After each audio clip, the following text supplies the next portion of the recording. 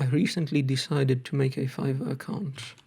I made my first listing, added my images, and all seemed good up to this point, until I searched for my listing, where you can see it's been horribly stretched.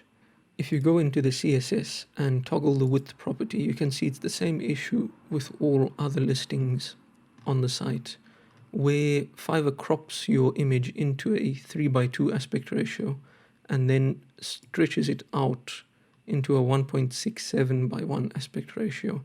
There's a simple fix to this, where they could add a object fit property to their CSS with a cover value.